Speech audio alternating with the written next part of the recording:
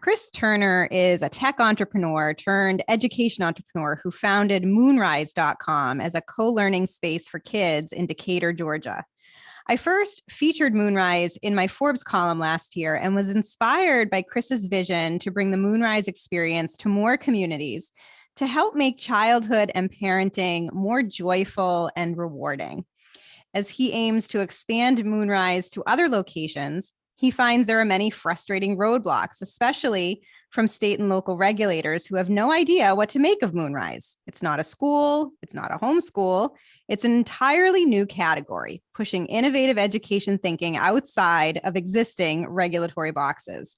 Encouraging education entrepreneurs like Chris to start and scale their businesses by reducing or eliminating regulatory barriers can go a long way toward expanding access to more diverse, creative education options from which families can choose. Chris Turner, welcome to the LiberatED podcast. Thank you, Karen. It's nice to be here. Oh, I'm so glad you're here. Let's start with your story. You didn't expect to get into the education business. You were a tech entrepreneur creating mobile application software. Tell us a little bit about your background there and how you made the switch from tech entrepreneur to education entrepreneur. Sure. So way back, I got into being a tech entrepreneur because I was trying to launch an education app and didn't know how to code. So I was frustrated at feeling like I could be a good founder, but not having, $100,000 to cough up for an app. So I was working for a nonprofit at the time. And I thought, maybe what I should do is learn how to code and build my own software instead of, paying somebody else to do it and having it take 6 months. So I wound up going to a coding boot camp, learned how to code in about 3 months. And I wasn't even the best in the class. In fact, I was probably one of the worst, but I managed to build, a prototype in about 10 days. And I thought, man, this is crazy. I'm probably one of the worst programmers out there. And I was still able to build something usable in just a few days as part of my final project. I wonder if I could just do this for other founders. And so I ended up launching 10Rocket, which built mobile apps for startup founders in 10 business days for $10,000. So we built about 53 apps over the course of 3 years. We got acquired in 2017. And then, along the way, I had a kid. So I started really kind of getting back to my core interest, which was learning and education. And, I was also really interested in meaningful work. I kind of along the way realized, how much meaning I got from being a founder and how I would talk to my friends, and they seemed, even though it was kind of rocky, being a founder is very rocky. My friends, even though they were, off making hundreds of thousands of dollars and buying houses and whatnot, they were always jealous of my journey as a founder. And, so I was kind of curious about that, and it tied me back to the education system. I kept coming up with this explanation that, they're almost victims in a way of this system that cranked them into, to just a job that paid them the highest check instead of finding out what they really wanted to do. And so all this started hitting at the same time. I was working at a co-working space at the same time that we started looking for my 5-year-old to go to school. And so I did what most parents do, and we started touring, all the best local schools, including some of the best private schools. And the striking thing to me was, you would spend, and you still do, sometimes $2,000 or more per month. And, it's closed during summer and that sort of thing. And it was just almost identical to what I remembered from my school experience going to a public school. And so what was interesting is I had just come from this tech background. We built apps all the time. We saw everything that was happening in the world of technology and how quick it was accelerating. But these classrooms weren't using the latest technology. So kids were still, spelling cat on a chalkboard in the same age classroom. You'd go into a Spanish class and they still had a textbook instead of using tools like Duolingo. And that just kind of rocked my world. I looked at that and I was like, this can't possibly be the future. Like, why are we spending $2,000 per month to send our kids to this place that's just barely better? And, don't even get me started on public education, right?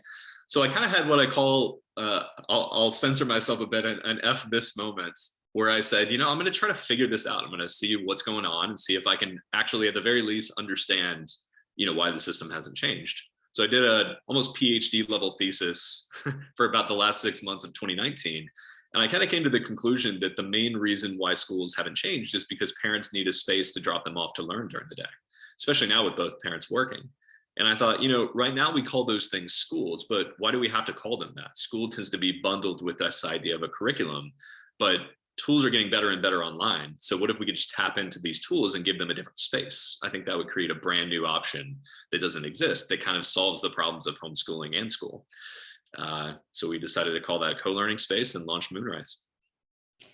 So the timing wasn't ideal because you tried to launch a co-learning space kind of modeled after a co-working space, but do so for children right as the world shut down and being together, learning together was no longer feasible. So tell us a little bit about what you did in 2020. You had plans to launch earlier than you ultimately did. What did you use that time to do? And then when did you finally choose to launch?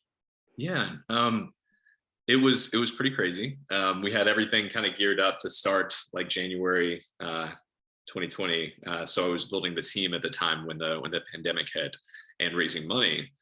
So all that kind of came to a crashing halt. And instead of wallowing in self-pity and shutting down the business, I thought, let's see what happens. Like, if anything, and it became pretty clear early on that this should be an accelerant of what we're working on, if we could just last and make it through. So personally, I took a consulting gig in product management, and then just kind of observed and talked to lots of people, and really used those insights to fuel insights into how we should structure the company.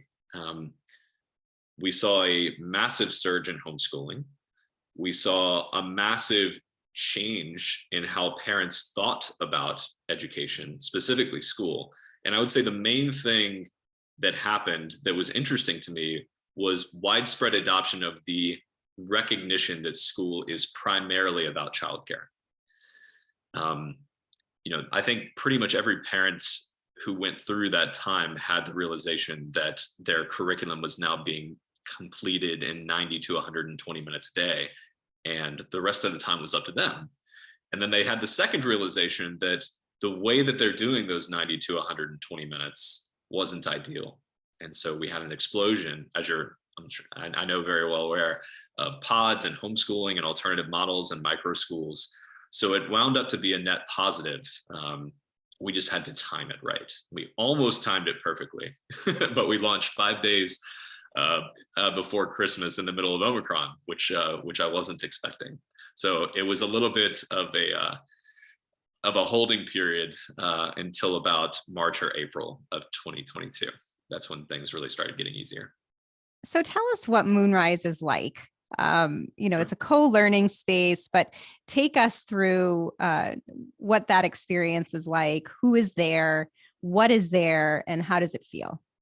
Cool. Thanks. So we spent a lot of time. I think, just as a quick note, one of the core principles of Moonrise is to take kids seriously. There's a really great philosophy co-authored by David Deutsch and Sarah Fitzclarich, who's the founder of this philosophy. But it's really baked into the core DNA. If you think about kids as just human beings whose brain, operates at a universal level, similar to, or not similar, exactly the same as an adult's does, what you realize is that there's all kinds of ways that the kids are not taken seriously. In fact, the default mode of the world is not to. And so beyond just the scope of learning, you look at the built environment for kids. And you look out into the world and you see just a huge array of options for adults. You can go down to very specific niche coffee shops designed for a very specific adult, but kids for the most part have play spaces and school and a couple after school facilities, but nothing is very intentionally designed for them. So that was a very big core principle for us from the beginning. And so the reason I bring that up is there's a lot of design choices that we made knowing that, and also optimizing for self-directed learning and things like hospitality. Even the idea of thinking of hospitality for kids, I think, is fairly novel. So we really analyzed everything from first principles, came up with what it is today. So what we have today is a very open space, mixed age groups. We started 5 to 17 and quickly realized most teenagers self-select out of being in a space with 5-year-olds. So now it's, predominantly 5 to 11. We have what we call zones internally, but we have a garden, we have a podcast studio, which can also be used for recording music. We have a library with a rolling ladder and a very carefully curated selection of books. And we have a makerspace that kids can access anytime without asking us permission, with things like hammers, nails, but also craft supplies, paints, 3D printers, all that stuff.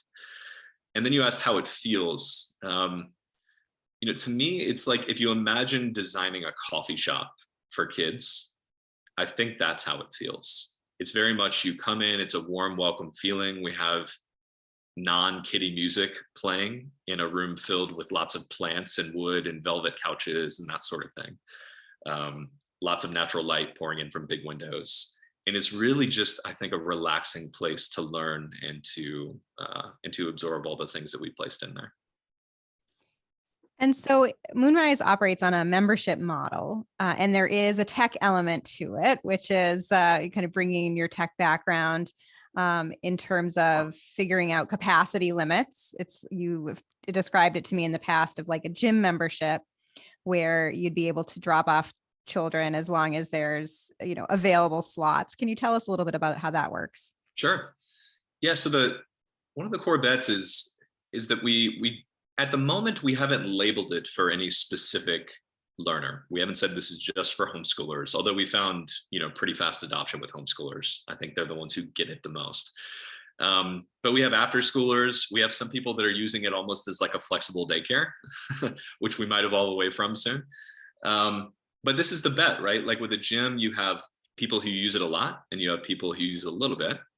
And so you try to design a price point that accommodates both. And in this case, the price point really accommodates homeschoolers because they're getting a great deal, on this space that's designed for them. So that's kind of the business end of it. From a membership perspective, I think the diversity of backgrounds and ages and interests creates a lot of dynamism that you wouldn't get elsewhere. It also, I think, is an easier point of entry for parents who are unfortunately not maybe who would have been turned away if we said it was just a space for homeschoolers. So it kind of creates a little bit of a nice point of entry into the ideas that drive homeschooling. And not only that, but we have a lot of homeschoolers in our community, so they can talk to other parents and they don't have to take our word for it. There's also no switching costs, right? So if you think about the decision to pull your kids out of school and start homeschooling, you're pulling them away from, friend groups and from routines. And quite often you are doing so at the expense of friends and family not quite understanding your reasoning for this. And so giving them this kind of really beautiful space and brand and community, I think, helps to ease people into that instead of just it being a abrupt jerk into or a fall into this world. I love that it's an on-ramp into this world of alternative education and disentangling education from schooling. When I interviewed you last September for my Forbes article, you had this wonderful quote that I just want to read for everyone to hear. You said, "We're very pro-human. If we can make it easier and more delightful to be a kid and to be a parent, then more people will exist and will make faster progress." Tell us what you mean about being so pro-human and kind of your positive vision and outlook of humanity. Thank you for asking that. That is the deepest principle at Moonrise. It's the one I spend the most time thinking about. I think at the surface, Moonrise just looks like a space for kids that you can drop them off. And maybe for some people, it looks like the future of learning and that sort of thing, which is all great. But fundamentally, what makes us human is this ability to create and to make progress. Right. So if you're like, what separates us from everything else in the known universe? It's that we have the ability to take in information, to transform it into new things, and to make life better, not just for humans, but for other species as well. Like, we're responsible for bringing some species back into existence. We're even doing this. Stuart Brand is working on this or invested in it with a project to revive the woolly mammoth. So humans have this unique ability to transcend nature. Instead of just, letting an asteroid hit us, NASA sent, along with SpaceX, a device into space that traveled over 7 million miles and hit an asteroid traveling at a speed of about 51,000 miles per hour. And we were doing this to test whether or not we could deflect asteroids. And we're doing this today, which is, just a few hundred years after the Enlightenment. And so if you think about what's most likely to save our species, it's us. It's all up to us. And when it's all up to us, it comes down to the ideas in the minds of people, right? And when you look deeply into this, when you try to figure out seriously what sorts of things cause progress and cause creativity, this is one of the reasons why I'm so glad that my work brought me to you, is that freedom from coercion is the number one principle that drives that. Anytime we've ever tried to force humans into a box and say, this is a controlled environment for you, things have gone very, very poorly. And anytime we've done the opposite, where you look at free markets or you look at evolutionary theory, all the best ideas are driven by this idea of freedom to vary things and to select things. And so Moonrise is simply applying that idea to kids, but also to the minds of parents raising them. And in doing that, I think it's perhaps the best vehicle possible to create more progress, especially since all problems flow downstream from human minds. Like, education is uniquely suited to solve those problems. I love this celebration of human brilliance and the human mind and its connection to human flourishing and progress and prosperity for everyone. So you talked about when we try to put people in boxes, things don't always go well, that we need to have maximum freedom from coercion. And yet there are quite a few boxes that exist in the education sector that prevent a lot of education experimentation and innovation. I think of education as being such a highly regulated sector with very specific boxes. Are you a public school? Are you a private school? Are you a homeschool? And it can limit a lot of that innovation that we, I think, so desperately need in education, the way we have in other sectors. So you've run into some of these challenges too in creating an organization and a model for learning that's quite different from anything else that exists. I wonder if you can talk a little bit about some of those hurdles. Sure. Yeah, so it is a unique challenge. There's so many things that make education a unique challenge. Another challenge that we don't have to dive into is that you are not designing for the person handing you the check. So you have to go through parents in order to get to kids. That's another challenge. Specific to government, the challenge is that they have the ability not only to shut you down, but to gate your access to something that could be very right. So it's fundamentally different from progress in other fields like physics, where someone could write a paper and maybe there's gateways to getting it published, but increasingly those walls are falling with the internet. So if I had a fundamental breakthrough in physics, I could publish it on the internet, share it with a couple of prominent physicists, and the word might get out about the theory, right? So it's information theory. With education, there's gatekeepers, and those gatekeepers are motivated by a mistaken belief that what they're doing is protecting children. And I think this will ultimately be looked upon as one of the most damaging experiments we've ever run. I'm not whole stop against, like, when you look at the history of school, you can look at the reasoning for why it was created. You don't have to agree with it, but you can understand the reasoning. The reasoning for regulation, you can understand, but if you dig into it even a little bit, you realize that the way that it's being regulated is not conducive to making progress. And so that causes me to believe that it's not about making progress, and it's more about control. We could talk about the challenges of being a founder in that environment. We could talk about the philosophical or the moral problems with that. But fundamentally, what it does is it blocks a lot of people from trying these things. And it causes founders to have to get extremely creative with how they operate. Ultimately, this will win out, I believe, because founders are resilient, and we're already seeing a lot of sea change in the world of education regulation. So Chris, you've said that you launched the flagship Moonrise location in Decatur, where you're located, and it sort of solved a problem for your family and in finding an educational fit for your son. And for your local community, but you're not content just to stay in one spot and are looking to scale, looking to expand to other locations. Maybe you could talk a little bit about what you're looking for in terms of locations without necessarily talking about where you might expand to. What are some of the states or cities or regions that you've found more conducive to education entrepreneurship, more encouraging of education innovation, and perhaps they have fewer of these regulatory hurdles and burdens that entices you and people like you to enter those markets? Yeah, it's hard to ignore Arizona at this point. They just passed the universal ESA, which I know has been contested, but I don't believe they got the requisite number of signatures needed to block it. So I'm very encouraged and excited about Arizona.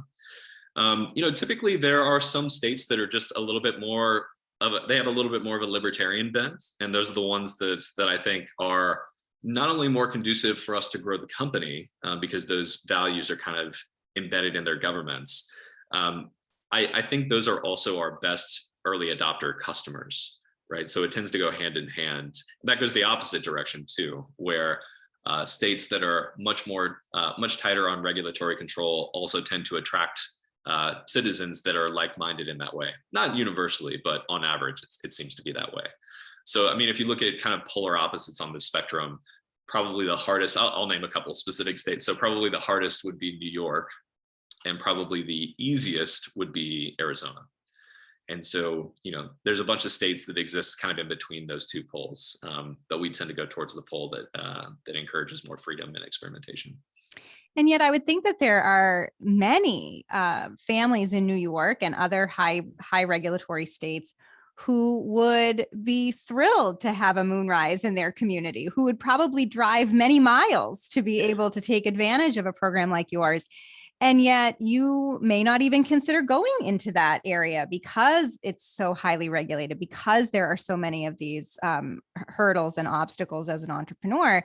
And so then that just shows the sort of opportunity cost of regulation and the fact that families won't even have access to these innovative models because of that. I wonder if you can talk a little bit more about that. Yeah, I mean, for me, so I totally agree with that. We are a libertarian family living in Georgia, specifically in a city, Decatur. And Decatur, as a population, is much closer to New York than it is to Arizona. So we live this reality every day that we're not so much like our neighbors as we would be elsewhere. To me, it's really, I keep going down to the moral and philosophical underpinnings of all this. So when I think about a family that would really benefit from Moonrise, who wants us to exist there in their community, but we can't because of regulatory hurdles, or maybe it's not that we can't, but maybe it's just that there's lower hanging fruit elsewhere. It's not lost on me, and you mentioned this with general like plans to grow. Like I think of it as a responsibility to get there as fast as I can and to overcome those hurdles. Yeah. So because if we don't, those kids keep getting older and keep getting entrenched in old systems that are damaging not only to them, but collectively to society as a whole. So this is very mission driven. I fundamentally believe this is the most important problem to solve. And I think we have the best explanation currently out there to solve it. It's just a matter of growth and overcoming these barriers. Somebody has to do this, just like if we go back a couple hundred years and airplanes don't exist, it wasn't easy to start airplanes, and it certainly wasn't easy to get people to get onto an airplane, but now everybody's flying in airplanes and the world's better for it. So my goal as a founder is to accelerate that future as much as possible. So I have a new policy paper out through State Policy Network that you were kind enough to be interviewed for, and talking about some of these regulatory challenges. And I came up with 7 general policy recommendations for state and local policymakers to consider to encourage education entrepreneurship and to activate more supply of innovative learning models. And some of these recommendations, based on my conversations and focus groups with entrepreneurs across the country, included things like loosening childcare licensing laws, because a lot of these emerging micro schools and learning programs and co-learning spaces end up getting ensnared in childcare licensing laws, even though they're not working with young children. They're very often working with school-age children. We could look at expanding exemptions to childcare licensing laws as another possibility. Look at loosening compulsory schooling statutes, making it easier to start a private school, making it easier to homeschool, sort of expanding homeschooling freedoms in many states. And then zoning issues was probably one of the biggest challenges that entrepreneurs mentioned to me across the country, of being sort of forced into undesirable locations or having difficulty even finding locations because of those hurdles. I wonder if any of that resonates for you. All of those resonate. I mean, we wrestled with childcare licensing. We wrestled with zoning. I mean, every single one of the points that you brought up is something that we've had to go through, and we are still overall in a more favorable state for something like Moonrise to exist than other places. Yeah, one thing that I think would be helpful. So all the things that you mentioned would be very helpful. Expanding the definition of a school might be one of the easiest ways to do it. It's hard to convince governments to create new boxes. That has to go through a whole bunch of hoops. If you think about a parent that hears the word co-learning space, there's a spectrum of adoption there and the newness of it, right? Just like there is with any new technology. And then you amplify that for governments. So you can almost think of the government as like the most risk-averse customer. And so instead of trying to convince the government to create new boxes, I think showing them expansion of old boxes is probably a better path. So, I mean, just one example, if you think from first principles about what a school is, it's a space where you can leave your kids and at least have the belief that they're learning there during the day and making friends. And typically schools have bundled curricula with it, so like a means of learning. So even the idea of expanding that notion to include other spaces, other educators, other friends, other curricula in a bunch of different ways, or just being very general, as long as those boxes are checked, you can be considered a school by the government. I think that would be a very fundamentally powerful way that does not involve the creation of new boxes or a tremendous amount of lobbying. The lobbying would still need to be there, but I think it's an easier entry point for them, just to expand that scope of definition. Yeah, it sort of allows local regulators to say, yes, you can acknowledge this learning space as a new version of school or a different type of education, and it's okay. It may not look like traditional models, but that's fine. I like that idea. And that's something that I think more and more states are beginning to consider, creating these sort of regulatory sandboxes, as they're sometimes known, to encourage education experimentation, expanding the definition of sort of permitted use to include educational entities broadly defined. Because I think there's a flip side to the definition piece, and you alluded to this somewhat too, is we want to make sure to keep this as general as possible, because micro schools or learning pods or co-learning spaces might be the innovation of the day, but we don't want to define them in such a way that whatever comes next is then limited, right? We need to keep this as open and filled with possibility as we can. So I think that that's interesting, and I'm hopeful, and sounds like you are too, optimistic that this is the direction we'll move in, particularly, I think, as more parents demand different education options for their children and expect more choice and more variety in education, just as they have in other areas of their lives. That, they, I think, are increasingly asking, why do I have so many choices in all of my other consumer areas, but not in education, where it's so critical for my children? And maybe this is a nice place to sort of begin to wrap up for our conversation. You mentioned this a bit earlier, and I want to dig into it. Yeah, we have the regulatory hurdles. We have the strategies that hopefully can make it easier for education entrepreneurs to start and scale their companies. But there's that other challenge that you alluded to, which is maybe convincing parents that a non-traditional path for their children could be really valuable, that it does take a bit of a leap of faith to move beyond the old definition of schooling and education, even as a parent, let alone a regulator. So how do you talk to parents about that? It's a good question. I mean, fortunately, that problem has gotten a lot easier post-COVID. It would have been a much heavier lift had COVID never happened and they hadn't just almost been forced just by nature of lockdowns and various other things to run this experiment. I think persuasion ultimately comes down to like a lot of people buy into this idea of behavioral economics and kind of almost like looking for ways to like trick people or get mental models. Like I'm not a total misbeliever in that sort of thing, but ultimately I think the thing that will most convince parents is building something that is very, very good and much better than what exists. So there are numbers you can point to.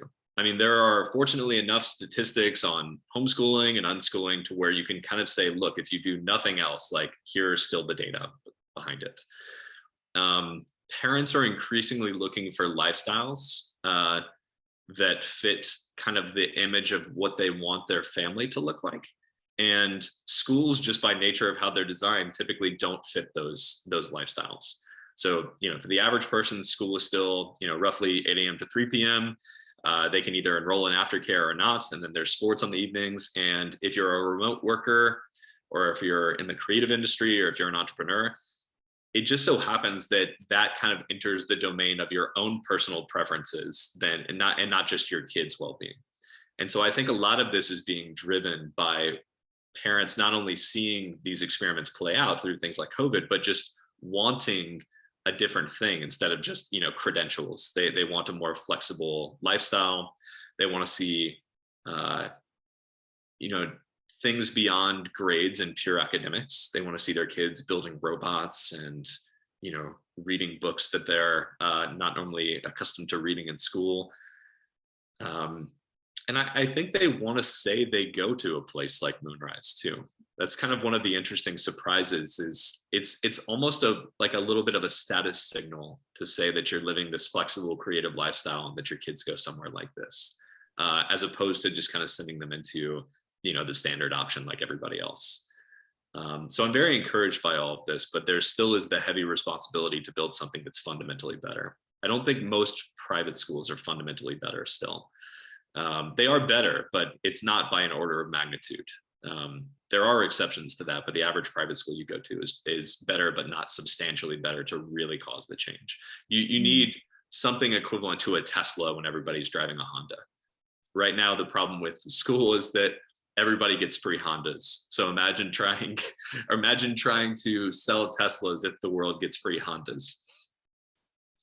So it seems that even though your opening of Moonrise was delayed by almost 2 years as a result of the COVID response, the timing also helped, or the delay also helped to perhaps make parents more accepting of a different way of learning. Maybe, again, this kind of flexible lifestyle became more popular. And parents, I think, were re-empowered really to do some more exploration around their children's education and take back some control of that away from sort of education experts and local officials and so on. So what does the future look like for Moonrise? What are some of your goals ahead? Sure. I mean, the immediate goal is expansion of spaces and replication.